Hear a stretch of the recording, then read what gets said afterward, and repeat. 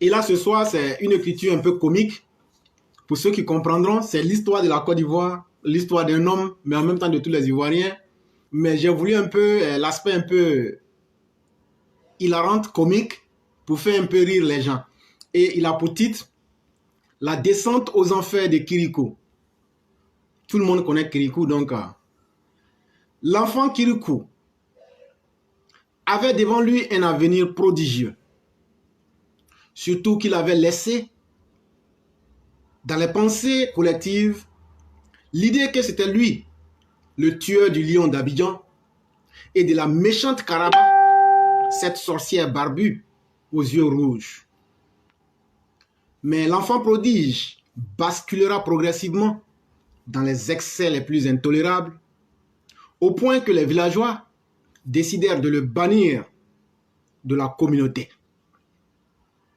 Ce que l'enfant Kirikou ignorait par-dessus tout, c'est que son succès et sa notoriété résultaient du soutien des gens du village.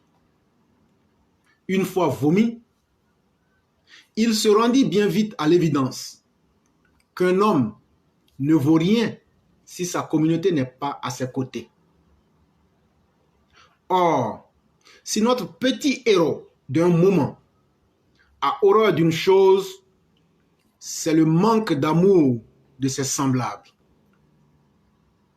L'homme souffre d'un trouble de la personnalité, en ce sens que, pour combler sa taille ingrate d'1,20 m, il lui faut constamment les flatteries des siens et des courtisans afin de le mettre en confiance qu'il n'est pas un nabo. Mais contre toute attente, Kirikou prit la résolution d'arracher le fauteuil royal au chef du village sans l'accord des habitants. Cette attitude choqua tellement les villageois qu'un sage dut poser la question suivante. Comment une hyène peut manger du mil? Certaines personnes, comme la femme forte, firent la conclusion que Kirikou venait ainsi de manger son totem en défiant frontalement le roi. N'oubliez pas une chose, le roi, que tout le monde appelait Mansa, avait acquis le pouvoir en traversant les flammes de l'enfer.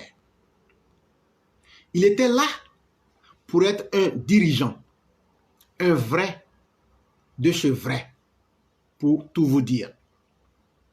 Alors, il ne pardonne jamais les affronts, comme l'acceptèrent Kotokoli 87 et son compère Fakocher 76. En réalité, notre roi est de la race de ceux qui ne croient qu'en une seule chose, le travail. Il ne pardonne jamais qu'on le freine dans sa dynamique, car on ne peut rien bâtir dans la distraction. Avec moi, c'est le travail, le sérieux. Vous pouvez me faire confiance. Je suis l'alchimiste qui ouvrira les portes de l'avenir, dit-il chaque mercredi durant le conseil des anciens. Face à la rigueur du Mansa, Kirikou, en seulement 3 ans d'expulsion, est devenu l'ombre de lui-même et tire le diable par la queue. Plus les jours passent, le monde l'oublie et il vit cet état de fait très mal dans sa peau. Une dernière chose à ne surtout pas oublier. Cette promesse de notre chef de village qui informa les griots venus du Gabon en début septembre 2021 que la petite mouche têtue de Kirikou finira dans les tombes de Kotokoli 87 et son compère Fakocher 76 s'il s'obstinait à rester collé au cercueil de ces 2 malheureux vieillards.